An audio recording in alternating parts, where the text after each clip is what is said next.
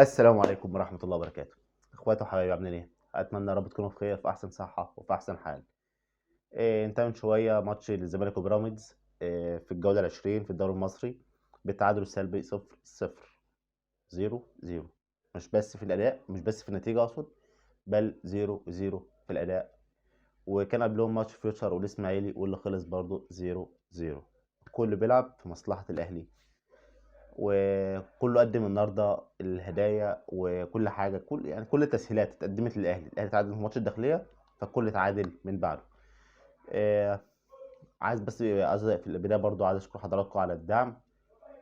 واتمنى من حضرتك لايك وشير واشتراك في القناه، ولو انت على الفيسبوك لايك للبيج وشير للفيديو عشان نوصل لكل الناس. ويلا بينا نبدا.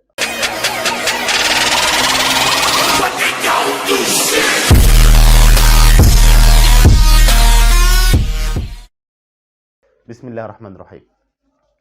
آه النهارده الزمالك لعب بتشكيله من قائمه محمد صبحي، وخط الباك شمال محمد عبد الشافي، وباك يمين حمزه المسلوسي، ولعب اتنين سيرد باك حسام عبد المجيد اللهم صل على حضرة النبي حسام عبد المجيد، وكان جنبه محمد عبد الغني.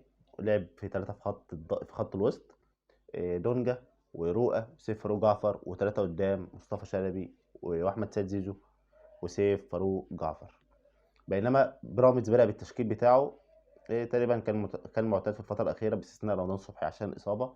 لعب بأحمد الشناوي، باك شمال محمد حمدي، الباك يمين أحمد فتحي وعلي جبر وأسامة جلال، وكان في التلاتة اللي قدام دونجا وبلاتي توري وعبد الله السعيد ومحمود صابر. وكان راس حربة الروج، وكان الناحية التانية بيلعب مصطفى فتحي. ده كان تشكيل في البداية، بس تحس ان اصلا الفرقتين متعاونين، اللي كان هنا راح هنا، اللي كان في الزمالك راح بيراميدز، واللي كان في بيراميدز راح الزمالك. مثلا راح على فرقه زي الاسماعيلي بعد كده رجع على بيراميدز. فتحس هما فرقتين اصلا منهم فيهم كده والدنيا كانت ايه، ماتش تحسه حب، او مش الماتش اللي فيه يعني ماتش زي النهارده مثلا ما تحسش ان الزمالك عايز يفوق عايز يرجع، لا تحس انه عادي، الدنيا هاديه خالص مش عارف ايه. تيجي تبص برضه على بيراميدز، يعني مش بيراميدز المفروض يبقى نازل جازز على اسنانه في اول ماتش عشان خاطر انه عايز ياخد بينافس على البطوله. لا برضه نازل تحس ان هو نازل يعني انا مش بقول ان هم سايبين ماتش لا قدر الله ولا حاجه يعني، وحاشا لله، لا. تحس ان الفرقتين بيلعبوا مش مشكله، يعني الماتش ده لو ضاع هنكمل هنعوض في اللي جاي. مش فرقتين عندهم الحمى اللي هم ابطال دوري او ابطال عايزين يبقوا ابطال دوري، مفيش حماية. تحس ان هو كل حاجه كده ماشي نصبر مش مشكله. فده كانت نقطه سلبيه النهارده الصراحه شفتها في الفرقتين بلا استثناء. نيجي للزمالك، علشان مثلا الزمالك النهارده كانت المفروض بروفا جامده عشان انت هتلعب الترجي الماتش الجاي. فانت كنت المفروض بروفا وتظهر افضل من كده واحسن، بس للاسف استمرار اداء. النتائج السلبيه، الاداء النهارده احسن بكتير عن اللي فات. تحس ان في سرعه ورتم سريع. وانا فرحان ان هو لعب ب 4-3-3 لاجل ان يكون في كثافه في خط الهجوم. انت لما كنت بتلعب 5-3-2 الدنيا ما فيش، او 5 كان 5-3-2 او 3-5-2. ما كانش في الكثافه الهجوميه اللي هي قد كده. هي لو اتنفذت 3-5-2 بالطريقه الصح هيبقى في كثافه اكتر، بس للاسف هي بتظهر في الملعب مع الزمالك، او كانت بتظهر 5-3-2، فكانت تبقى الدنيا قليله قوي زحمه. وانا النهارده بالنسبه لي شفت تحركات ممتازه جدا من في نادي الزمالك، كان افضل واحسن من اللي فات. بس مش المفروض الزمالك يعمله يعني. ده خطوه في لسه 10 خطوات ولا 20 خطوه كمان، لسه عايز يبقى احسن ويبقى افضل. في لعيبه النهارده اثبتت ان هي حاجه كويسه زي حمزه المسلوسي. انا بالنسبه لي النهارده شايفه كويس. صبحي كان هو ما اختبرش قد كده، الاختبار الوحيد اللي جاله في الدقيقه 92 تقريبا او 91، واتعامل معاه بروعه جدا. الشوطه اللي اتشاطت من محمد حمدي، انا بقترح ان هو يكمل، المفروض يكمل وياخد فرصته اكتر يعني. إيه اللهم صل على حضره النبي. الباك اليمين حمزه المسلوسي النهارده انا شايفه ان هو عمل اللي عليه. ويعني الزمالك مش هيطير بحمزه مسوس لوحده، يعني لازم يكون حد طبعا معاه يسند معاه. انا شايف النهارده حمزه كان كويس، والاثنين السيرد باكات الى حد ما كانوا شغالين اصلا، ما كانش في خطوره ما كانش في خطوره، تحس ان اللعب اصلا سلبي وهادي خالص. ماتش الواحد كان المفروض متوقع انه يبقى احسن من كده وافضل من كده، بس ما اعتقدش. يعني الماتش كان المفروض متوقع ان هو يبقى احسن من كده، لان الفرقتين عايزين ياخدوا الدوري، الفرقتين عايزين ينافسوا، الزمالك عايز يخش مربع زي ذهبي، وبيراميدز عايز ياخد يأمن المركز الثاني من فيوتشر وينافس الاهلي، ومفيش حاجه خالص. وزي ما قلت في البدايه ان النهارده كله كان بيلعب في مصلحه الاهلي. النهارده بيراميدز المركز الثاني بالتساوي مع فيوتشر، بكل منهم 39 نقطه في 20 ماتش، الاهلي 41 نقطه من 17 ماتش، يعني الاهلي لو كسب هيبقى كده فارق 11 نقطه، يعني اكلينيكيا الدوري خلص للاهلي. مبروك الدوري الاهلي.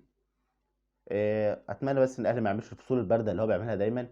والنهارده بقى عايز اتكلم يعني باستثناء بيراميدز، هو بيراميدز مفيش يعني مش فريق جماهيري، بس الزمالك يعني هو الزمالك امتى هيفرح جمهوره؟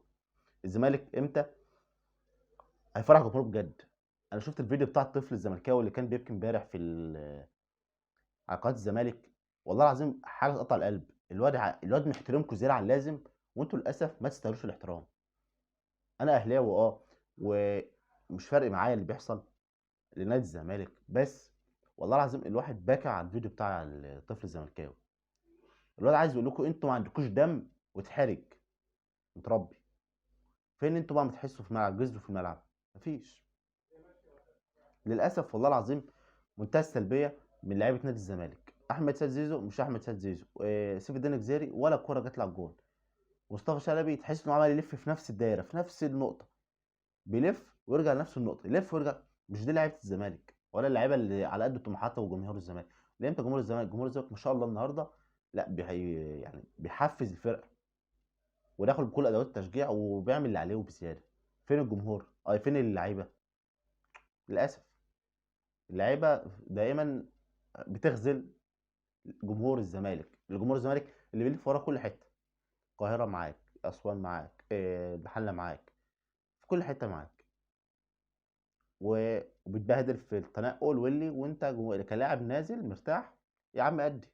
مفيش.